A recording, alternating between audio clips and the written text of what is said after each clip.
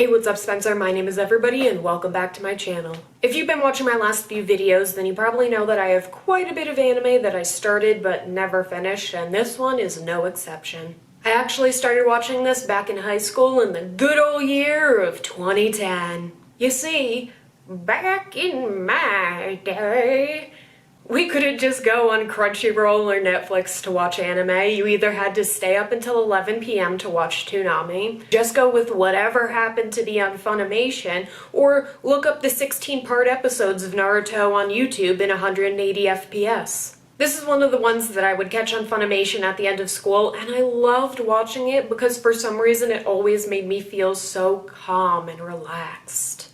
But I don't know why when the show has scenes like this.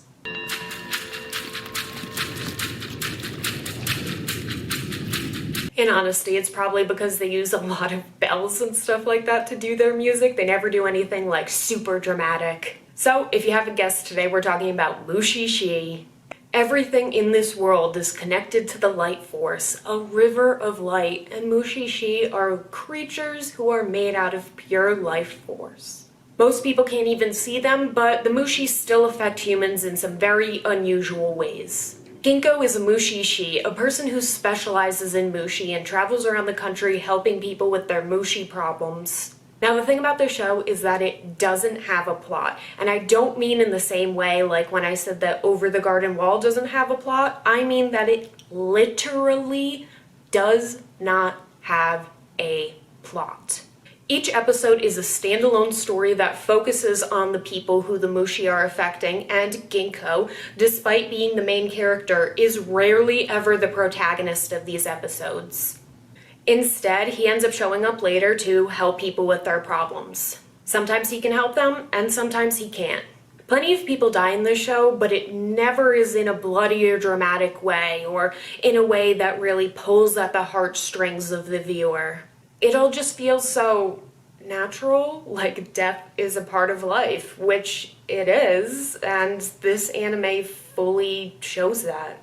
There are actually several episodes throughout this series where nothing happens. In one episode, Ginkgo visits a girl who has a leg that is infected by Mushi, but he can't really do anything to help her, so instead they hang out, read, and that's kind of it. And yet somehow none of these episodes ever felt boring to me. Every time the credits rolled, I would be surprised that it was already 22 minutes that had gone by. Now I know this isn't the same for everybody. For some people, they just can't stand the show because it doesn't have a plot, and usually I'm that type of person. But for some reason, this show just really does it for me. At one point, we do get to learn a little bit about Ginkgo's past, though. After his mother dies in a landslide, he's taken in by a woman whose life has become infested with Mushi, to the point that her hair has gone white and she has lost one of her eyes. She teaches him about Mushi, especially this one that lives in the area where it can feed on your memories in the dark. And if you don't remember your name before it consumes all of your memories, you will be gone forever. Ginkgo does end up becoming affected by this Mushi, and the only thing that he can remember is the name of the Mushi, Ginkgo, which is where he gets his name.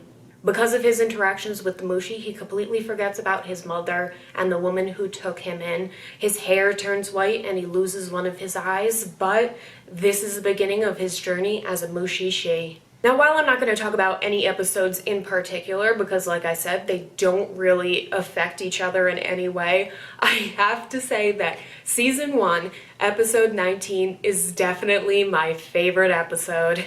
In this episode, there is a Mushi that is hanging down from the sky in the shape of a string, and if you take it, you get yeeted up into the sky, and I don't think that I need to say why I love this episode so much.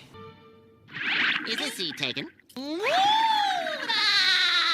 I love how Ginkgo is always smoking this fat blunt in order to keep the Mushishi away.